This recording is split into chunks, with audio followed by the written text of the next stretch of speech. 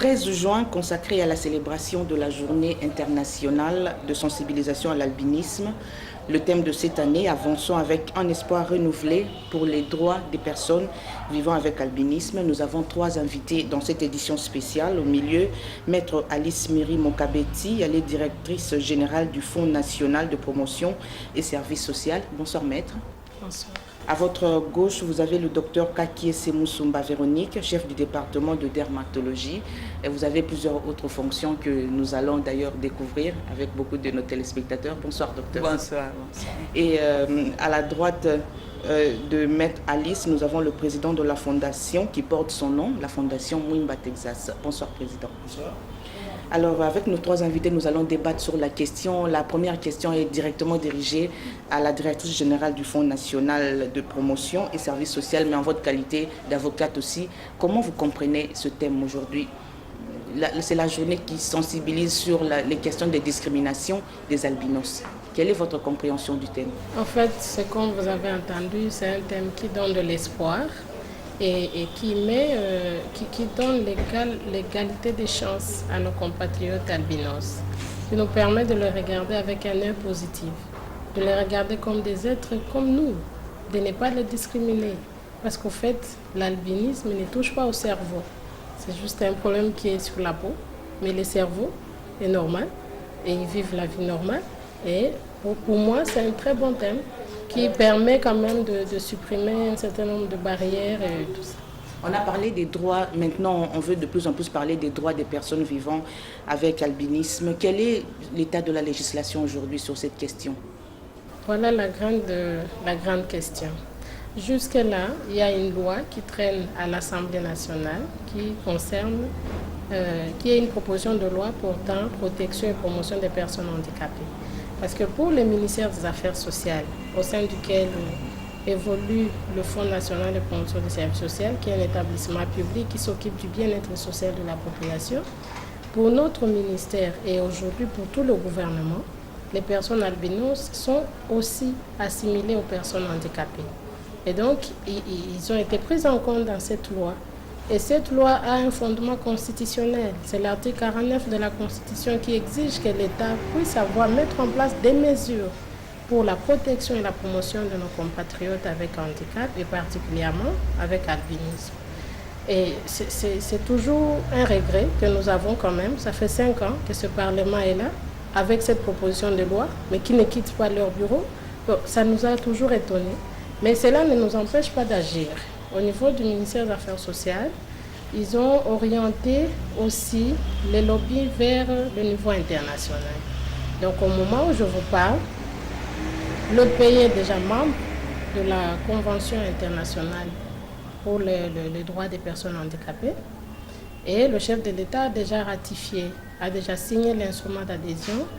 Et là, d'ailleurs, je viens d'un grand atelier. Nous sommes en train de préparer déjà les acteurs étatiques pour préparer les rapports du pays par rapport à la protection et à la promotion des personnes handicapées.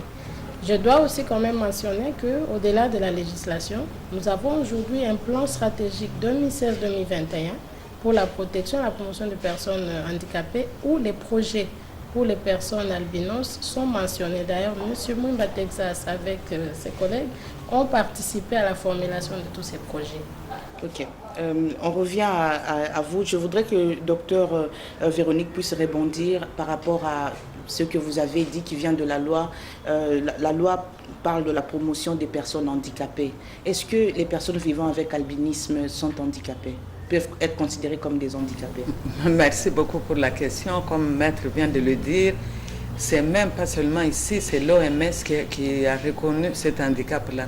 Ce n'est pas seulement un handicap cutané, ce n'est pas seulement au niveau de la peau, c'est des handicapés cutanéo-oculaires parce qu'ils ont des problèmes et au niveau de la peau et au niveau oculaire. Au fait, le bon Dieu à nous créant, il avait mis au niveau le plus externe de notre organisme, il a mis des mécanismes de défense pour qu'on garde notre intégrité et pour qu'on rejette c'est l'étranger qui est nocif. Alors, parmi ces mécanismes, il y a un mécanisme très important, c'est protection contre les ultraviolets. Donc, les ultraviolets, quand je parle des ultraviolets, si nous parlons des ultraviolets naturels, c'est le soleil. On en a besoin pour la synthèse de la vitamine D, parce que si vous n'en avez pas, surtout dans l'enfance, vous faites une maladie qu'on appelle le rachitisme, mais comme dans toute chose, il faut un seuil. Donc, les ultraviolets qui arrivent au niveau du sol, qui arrivent au niveau de notre peau, la plupart, quand ils sont dépassés, ils sont nocifs. Ils nous font quoi? Le vieillissement prématuré. Vous avez tout le monde, vieillissement programmé, qui fait que quand je vous regarde, je vous donne un certain âge. Ça, c'est le vieillissement qui était programmé. Mais il y a un vieillissement accentué par certains facteurs, dont le plus important est votre ennemi, qui est le soleil. Ok, docteur. Et puis la survenue des cancers qui nous amène ici. S'il n'y avait pas de cancer, je pense que moi, je ne me... Vous n'aurez pas de travail. Voilà. Docteur, je voudrais que vous puissiez préciser à l'intention de toutes les personnes qui vous suivent la cause de cette pathologie. Beaucoup de préjugés à ce sujet. On parle de sorcellerie, on parle de beaucoup de choses, mais vous êtes spécialiste et dermatologue. Alors, quelle est la cause? D'où vient cette pathologie? Cette pathologie vient de la base, parce que tous nous savons qu'un jour, nous avons été conçus, qu'il y a l'embryogenèse, donc la formation de l'embryon. C'est pendant cette formation-là qu'il y a des dégâts, parce que chacun de nous, comme nous sommes là, il y a le code génétique. D'ailleurs, comme vous êtes juriste, vous savez qu'il y a, dès qu'on vous arrête, vous avez fait quelque chose, on retrouve votre ADN. Donc, il y a le code génétique qui donne déjà des informations bien précises au cours de votre vie, que quand vous serez en contact avec telle chose, comment vous allez réagir et comment vous allez vous protéger. Alors ici, il s'agit d'un pigment. C'est un pigment comme le pigment qu'on utilise pour faire le tatouage, ainsi de suite. C'est un pigment, mais qui a quelle couleur? Qui est brun noirâtre. Tout ce qui est foncé, il réfléchit les ultraviolets. Et le bon Dieu, il avait mis ce pigment-là au niveau des parties les plus externes de notre organisme. Au niveau Dieu, vous parlez en tant que scientifique. Hein, oui, mais vous dites que c'est Dieu qui a fait voilà, ça. Mais je suis aussi croyante. Je suis aussi croyante et je pense qu'au début, il y a eu quelque chose. Donc, je pense que au niveau de la peau, au niveau de la peau, au niveau des annexes de la peau, donc au niveau des cheveux, au niveau des poils, de vos sourcils, des cils, au niveau de l'oreille interne, vous avez cette mélanine qui est là, mais qui est aussi au niveau des yeux. Au niveau des yeux, nous avons, quand vous fermez, il y a la paupière, nous avons la mélanine au niveau de la paupière. Dès que vous ouvrez, vous avez la mélanine au niveau de l'iris. Mais quand je vous envoie pour faire le fond d'œil, on voit au niveau de la rétine, vous avez aussi la mélanine. La seule différence que la mélanine au niveau du fond d'œil, à ce niveau-là, il est produite pendant l'embryogenèse et pendant les 2 premières années de la vie. Ensuite, il n'est plus produit. Donc, ce qui fait que dans l'albinisme, vous avez une mutation, ce qu'on appelle une mutation. C'est un événement qui est brutal, qui n'est pas expliqué, mais malheureusement qui est transmis, que vous pouvez transmettre à des générations futures. Parce que vous savez comme moi, que dans l'organisme humain, nous avons 23 paires de chromosomes. Les 22 paires sont autosomiques. La dernière paire, qui représente les 2 derniers chromosomes, a des connotations sexuelles. Donc, chez eux, la transmission, elle est autosomique, donc indépendamment du sexe, elle est récessive. Ça veut dire, pour avoir un albinos, il faut avoir les 2 parents qui ont les gènes. C'est dans ce cadre-là que on vous interdit la consanguinité. N'épousez pas votre soeur ou votre cousin, parce qu'en dehors de ce que nous parlons aujourd'hui, vous avez tous les autres gènes qui étaient récessifs, qui deviennent dominants. Ok. On revient vers vous avec plus de précisions. Président Mouimba Texas, vous êtes président de votre propre fondation. Aujourd'hui, on parle de la discrimination et beaucoup de personnes disent que c'est un faux débat. C'est un débat que vous utilisez justement pour vous faire un peu d'argent et toucher la sensibilité des autres. Qu'est-ce que vous réagissez à ça? Merci beaucoup, madame. C'est vrai que nous souffrons d'une discrimination criante, mais dans tout ça, quand moi j'arrive à sensibiliser mes semblables, je les ai toujours demandé d'être forts mentalement, d'avoir une robustesse mentale très élevée, sinon vous risquez d'être écrasé par le dire des autres, quoi, parce que les non-albinos, il y a tant de préjugés, ils disent non, les albinos ne vivent pas longtemps, les albinos ne sont pas forts, comment Mwimba Texas aujourd'hui est devenu champion d'Afrique, non, les albinos ne sont pas intelligents. J'étais à Brazzaville, il y a de cela 5 jours, j'étais en contact avec mon semblable, et donc son excellence Thierry Mungala, qui est aussi porte-parole du gouvernement, donc il joue le même rôle comme son excellence Mende ici chez nous. Et donc c'est pour vous dire, je lui avais dit tout haut, qu'il y a même ses collègues, peut-être même s'ils n'ont pas le courage de le dire tout haut, mais peut-être quand ils se déplacent... Ici, on n'a jamais empêché aux albinos de briguer des mandats politiques et même de faire autre chose. Bien sûr, ça c'était notre débat, parce que moi je l'ai toujours dit, quand je parle, je n'ai pas forgé, puis je ne mâche pas les mots, que la République démocratique du Congo, c'est un pays modèle à ce qui concerne la considération et l'intégration de personnes vivant avec albinisme, parce que ce qui se passe dans d'autres pays frontaliers de la RDC, où on coupe des têtes des albinos, des corps des albinos mutilés, ce sont des cas isolés ici chez nous. Voilà quoi. Est-ce que vous considérez comme un handicapé? Bon, ça c'est un autre débat, parce que vous savez, quand j'étais à Brazzaville, son excellence Thierry Mungala disait que non, nous les albinos ne sommes pas des personnes handicapées. Mais c'est vrai, du fait que notre visibilité est affaiblie, c'est un handicap par manque de la mélanine, il y a la fragilité de la peau, parce que même si vous donnez $1000 à un albinos, il ne faut pas que vous puissiez l'exposer, peut-être au rayon solaire, des mois après demain, malgré ces $1000, mais il aura des problèmes de cancer de la peau. C'est la maladie qui ravage des albinos. D'ailleurs, chaque trimestre, nous arrivons à enterrer 5 à 6 albinos. Donc voilà. Mais dans tout ça, l'albinos est censé de s'accepter, de se faire accepter, sinon tu risques d'être écrasé, quoi. Voilà. Et comment vous avez compris ce thème de 2017? Eh bien, parce que d'abord, vous savez, c'est important, comme dit-on, vouloir c'est pouvoir. Ça, c'est très important, parce que si l'albinos se laisse, disons que non, peut-être je vais ramasser l'argent, ou peut-être ceci, cela, non. Il faut travailler, comme dit-on. Rien de positif ne peut être obtenu sans sacrifice, mais surtout des non-albinos. Parce qu'aujourd'hui, c'est vraiment rocambolesque si nous voyons des non-albinos qui vous regardent avec dédain. Si tu n'es pas fort mentalement, si tu n'as pas une robustesse mentale très élevée malgré des potentialités, c'est difficile pour que vous puissiez émerger. Donc c'est un frein à l'épanouissement à l'épanouissement de la personne vivant avec albinisme. Donc voilà quoi. Tu es censé d'être accepté parce qu'aujourd'hui, ma sœur, vous savez, moi, quelqu'un peut m'appeler, monsieur l'albinos, venez, mais je suis une albinos. Et cela ne veut pas dire que demain après demain, j'aurai la mélanine. Je vais mourir comme ça. C'est comme un peuple autochtone, mais un pygmée. Tu es court de taille, sachez-le bien que tu vas rester ainsi jusqu'à ta mort. Rien ne changera. Vous créez encore un sujet de discrimination. Heureusement que nous avons un avocat à côté. Maître, vous êtes, c'est vrai, juriste, avocate, mais également vous avez un pied dans le gouvernement, c'est-à-dire vous êtes dans la moule des fonds justement qui fait la promotion de ces genres de soucis. Mais est-ce que vous n'avez pas l'impression d'encourager cette politique de main tendue pour monnayer leur handicap? Est-ce que vous... En fait, c'est ça que la société dit de toutes les personnes vulnérables. Parce qu'il n'y a pas que les albinos, il y a les personnes handicapées, les aveugles, les personnes malvoyantes et tout.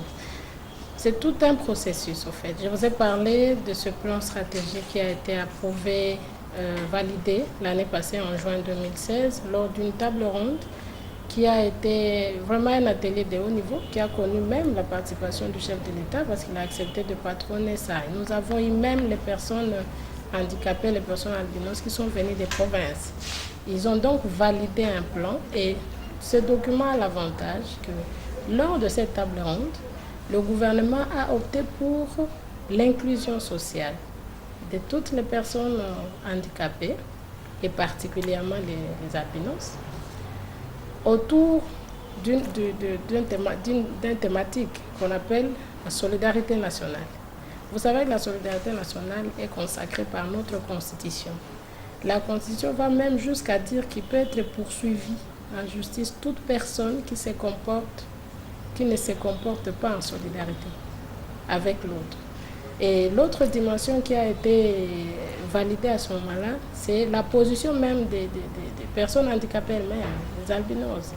Est-ce qu'ils ont une attitude d'acteur ou seulement de victime? Parce que quand on se voit victime, qu'on a que la main tendue. Mais à cette table ronde, ça c'était des engagements qu'ils ont pris. Ils se sont tous positionnés en acteurs.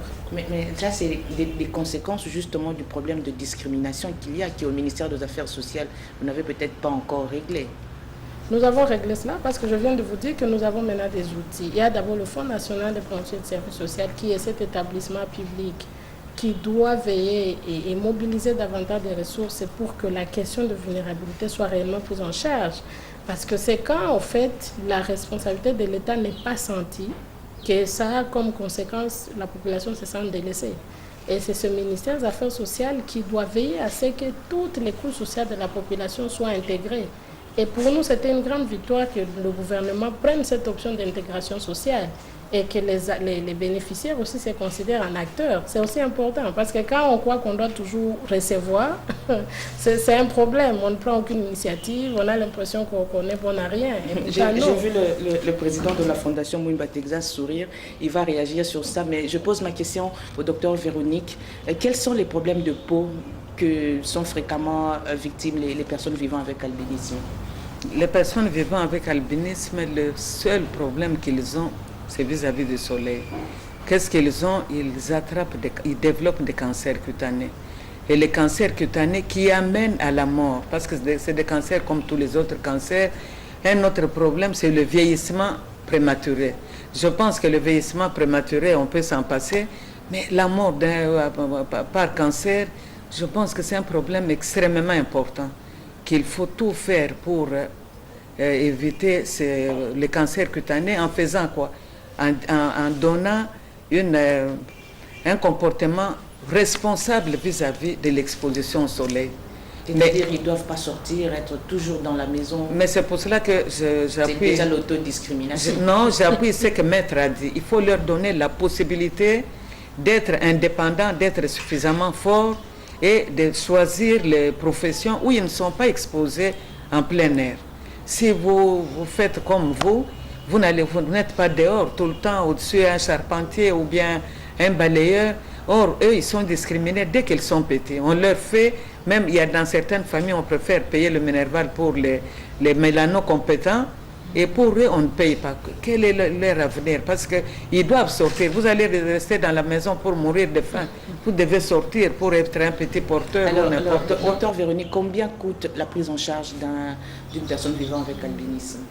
La prise en charge, avec albinisme, quand il a attrapé le cancer, mais c'est énorme. Mais on parle des soins, des soins complets pour quelqu'un. Soins complets, c'est énorme parce qu'elle, même elle comprend, même vous comprenez. Parce que déjà, quand moi j'ai fait la consultation d'annonce pour dire que je pense que cliniquement, ça doit être un cancer. Mais il faut asseoir le diagnostic, on fait le prélèvement gratuitement, on fait l'anapathe, mais à partir de là, même moi, leur médecin, je suis incapable de le prendre en charge. Le traitement de choix, c'est la chirurgie. On enlève, mais toujours est-il que vis-à-vis les rayons solaires, vis-à-vis de l'être humain, tout ce que vous avez accumulé, c'est à partir de l'enfance. Quand vous êtes allé au soleil, tous les dégâts que vous allez, c'est cumulatif. Donc aujourd'hui, quand vous sortez, vous êtes au niveau 7, vous êtes dehors, vous remontez au niveau 8. Après, vous remontez au niveau 9. Donc, quand vous avez déjà un cancer cutané, potentiellement, sachez que vous êtes capable de développer un deuxième, un troisième, sans compter qu'il y a des métastases. Donc, dans la prise en charge, même le rayonnement solaire, l'exposition qui doit être responsable, fait partie du traitement. Parce que dès que vous sortez, vous augmentez ce que vous avez déjà accumulé. Et maintenant, la chimio, elle est hors des normes, parce que les familles devaient cotiser, mais ils vont cotiser comment? Parce qu'ils sont déjà discriminés. Et même quand ils cotisent, ça ne peut pas... Alors, Monsieur Mouimba Texas, la directrice du fonds, votre bailleur de fonds probable, insiste sur le fait qu'il n'y ait moins de victimisation, que tout le monde soit auteur. Docteur Véronique insiste sur le fait que les soins coûtent extrêmement cher. Alors, quelle est d'abord votre réaction par rapport à ça? Oui, maman directrice du fonds a aussi raison. Pourquoi? Parce que moi, l'autre fois, j'avais même fait un combat d'intégration, là où il y avait des sourds, des aveugles, des albinos et tout ça, c'est l'État, quoi, voilà. Et puis, en plus de cela, c'est vrai, ce que nous faisons quand nous réunissons nos semblables, c'est de leur demander d'abord de savoir se protéger. C'est très important, même aux parents qui venaient d'avoir des enfants albinos, de savoir protéger ces enfants, parce que l'ennemi numéro 1 de l'albinos, c'est le soleil. Parce que quelqu'un qui a du mal de trouver de quoi mettre sous la dent, mais si ça se complique... Quel est le travail de la Fondation? Qu'est-ce que vous faites concrètement? Mais d'abord, je venais de vous dire que c'est la sensibilisation pour que l'albinos d'abord puisse lui-même s'accepter et se faire accepter. Ça, c'est la première des choses. Parce que nous sommes des personnes à part entière, nous avons droit à la vie. C'est un problème de manque de mélanine, mais pour le reste, un albinos peut être plus fort qu'un non-albinos, peut être intelligent plus qu'un non-albinos. Le médecin interdit déjà des travaux ou des activités qui peuvent nuire à votre peau. Vous êtes catcheur. Oui, non, mais je suis catcheur, mais c'est parce que... les recommandations médicales. Après le combat, je peux me blesser, mais dès que j'arrive à la main, je suis censé d'entrer en contact avec mon médecin.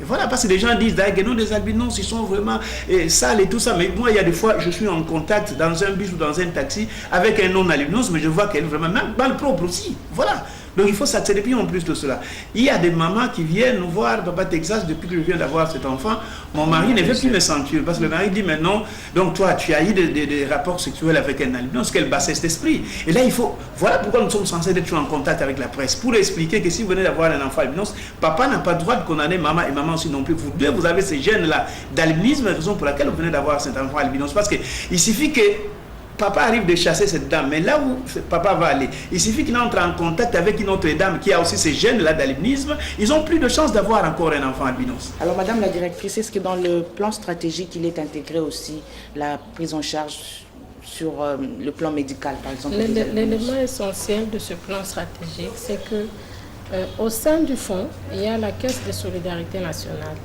Il est question que cette caisse puisse avoir des moyens. Nous devons mobiliser de l'argent. La base, c'est la solidarité. Donc, même les sociétés minières, pétrolières, tous ceux qui travaillent au Congo doivent contribuer à cette caisse.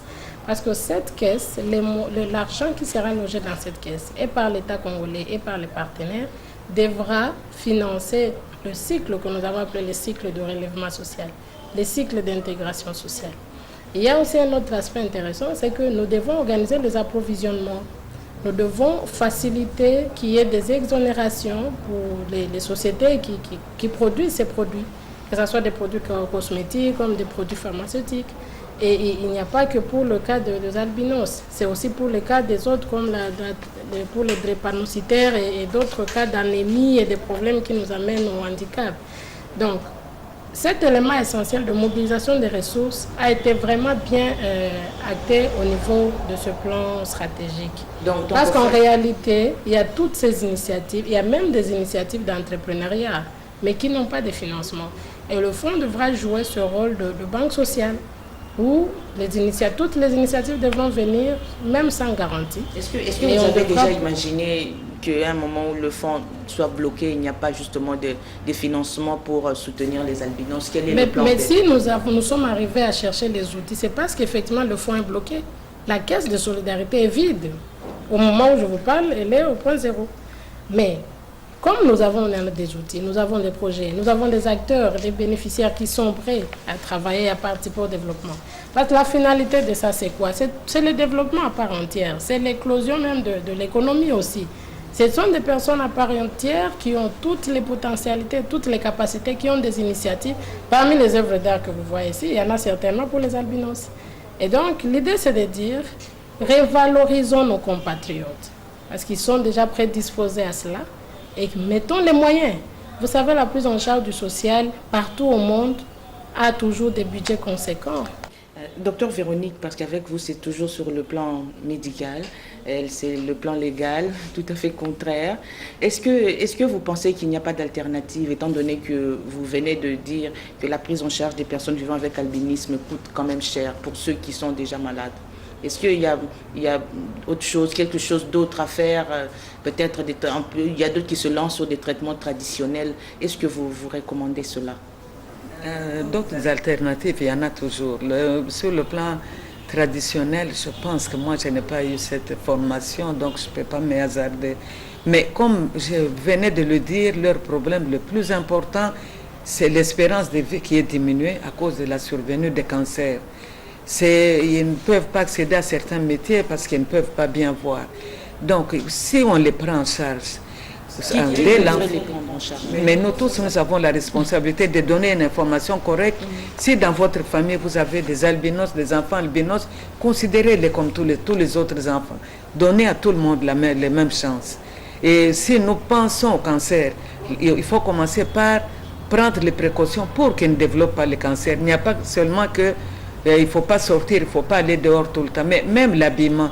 L'habillement, comme le président est habillé, comme il est habillé comme ça, il sait que c'est le conseil. Tous ceux qui entrent dans mon cabinet, je leur dis il faut toujours les habits couvrants, non seulement les habits couvrants, mais il faut choisir les couleurs foncées qui réfléchissent les ultraviolets.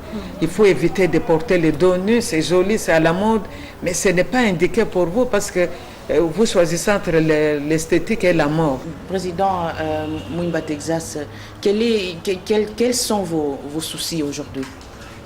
Mais vous savez, d'abord, notre pays est vaste comme tout un continent. Notre souci, c'est de sillonner dans toutes les provinces pour continuer à sensibiliser, conscientiser les albinos. Et puis, si nous avons de crème, leur distribuer, parce que ce que je venais de dire, les gens qui ont du mal de trouver de quoi mettre sous la dent, comment est-ce qu'ils pourront s'acheter de crème? Mais dès que vous arrivez à sensibiliser un albinos qui a attention, l'ennemi numéro un. Dans d'autres coins, un albinos qui n'a jamais été sensibilisé, il peut porter n'importe quel habits de bras cassés et tout ça, et pourtant tu es censé être sur un manche long. Voilà. De la Fondation, quelles sont les actions concrètes, les actions de terrain que vous faites pour justement aider l'État dans ce travail de sensibilisation des luttes contre la discrimination? Mais bien sûr, nous sommes toujours censés d'être en très bon terme avec ceux qui sont en train de diriger, parce qu'aujourd'hui, cela va dire parce que vous êtes des albinos. Si vous commencez à injurier l'État, ils peuvent dire, même si vous avez l'envie de vous réunir, vous avez la journée internationale de personnes vivant avec l'État dit niet, vous n'allez pas vous réunir, mais c'est un problème, parce qu'en 2014, notre aîné Salif Keïta était venu ici, les Maliens, il dit, mais Texas, je suis très content parce que la presse est derrière vous. Voilà pourquoi je vous avais dit de départ que la RDC c'est un pays modèle à ce qui concerne la considération et l'intégration des personnes vivant avec l'albinisme. Il y a encore à faire, mais il y a des avancées significatives. Et on continue à travailler pour le bien d'abord des albinos de la République démocratique du Congo. Alors, on est en train de terminer. Déjà, on aimerait savoir avec vous s'il vous était demandé de passer un message aujourd'hui aux gens qui vous suivent, aux personnes vivant avec albinisme qui vous suivent à cet instant. Qu'est-ce que vous allez leur dire? Ok, donc je demande à mes semblables, c'est comme toujours, d'être fort mentalement, d'avoir une robustesse mentale très élevée et de faire un effort pour devenir utile dans la société, d'étudier aussi, parce que même demain ou après-demain, le gouvernement peut décider que les albinos sont censés travailler, mais si tu n'as pas une tête bien faite, si tu n'as pas eu la chance d'aller à l'école, c'est difficile de se mettre tel genre de responsabilité. Et donc je lance un appel pathétique aux gens de bonne volonté. C'est comme un artiste, quelle que soit de potentialité, des capacités, des créativités, mais sans soutien, sans sponsor, sans mécène, on n'est nulle part. Voilà. Alors, Maître Alice, avec vous, on aimerait savoir le problème de préjugés à Kinshasa, en République démocratique du Congo, c'est culturel aussi. Est-ce que cette réalité-là ne pourrait pas être un handicap pour vous dans ce que vous êtes en train de mener comme campagne en faveur des albinos, justement? En fait, d'ailleurs, cette journée nous permet de braver cette question de préjugés, de discrimination. Comme vous avez vu d'ailleurs dans le programme qui a été annoncé par le ministre des Affaires sociales, qui était avec la ministre des Droits humains, la ministre du Genre, en fait, le gouvernement s'est mobilisé pour que durant ce mois, nous puissions quand même braver cette question de préjugés en acceptant qu'une série d'activités soient menées, notamment il y aura ce mariage d'intégration sociale. On va faire une célébration de mariage civil, je crois, de plus de 30 couples. Il y aura des couples des albinos, des couples où l'homme est albinos, la femme est non albinos. Il y aura des défilés de mode, il y aura catch, je crois, Mouimba Texas avec son ami police belge qui est aussi champion. Il y aura aussi des catchs entre eux et les non-albinos. Il y aura des défilés de mode et beaucoup de choses. Ça sera aussi une occasion pour lancer un appel aux employeurs, pour dire qu'il y a des potentialités, des talents, des intelligences aussi parmi les albinos. Et bon, si parmi eux il y a ceux qui viendront, on espère, ils pourront toujours avoir des candidats à l'embauche. Ok, docteur Véronique, tout à l'heure au cours de l'émission, vous avez exprimé un sentiment d'inachevé quand vous soignez un albinos et que vous êtes bloqué, buté un problème de moyens pour vraiment continuer les soins. Alors aujourd'hui, quel est le message que vous voulez lancer à ce sujet? Le message, c'est pour dire que l'albinisme, c'est un phénomène universel qui ne concerne pas seulement la race humaine, mais les poissons et tout le monde. Et l'autre message, ça veut dire, pour dire la prévalence mondiale, elle est de 20 000. Ici, chez nous, c'est de 5 000. Aux USA, c'est de 36 000, avec une fréquence élevée dans la population afro-américaine. Donc, c'est un problème qui est réel partout. Et le seul problème, comme j'ai dit, c'est la stigmatisation. Donc, sur le plan psychique, il faut qu'eux-mêmes s'acceptent. Il faut que les familles s'acceptent. Il faut que notre approche culturelle change. Et il faut qu'on donne des informations sur le plan individuel pour la prise en charge, pour le comportement vis-à-vis du soleil, un comportement responsable, individuel. Sur le plan communautaire, nous devons savoir au sein de la communauté ce que nous devons faire. Au sein de la communauté, on fait quoi? Il faut peut-être favoriser beaucoup d'espaces ombragés. Comme on a des boulevards et tout ça, c'est bien, mais il faut les espaces sont ombragés. Si vous devez sortir, ne pas trop demander à l'État. Non, l'État doit être toujours le premier à pourvoir. C'est le premier pourvoyeur du social de la population. Donc le problème reste réel. Président Mouimba Texas, je crois que vous avez compris, toutes les couches sont mobilisées pour aider les personnes vivant avec albinisme. Je vous remercie en tout cas pour toutes ces interventions. Merci docteur pour toutes ces précisions techniques. Merci maître Mirimo pour ces précisions côté gouvernemental et privé.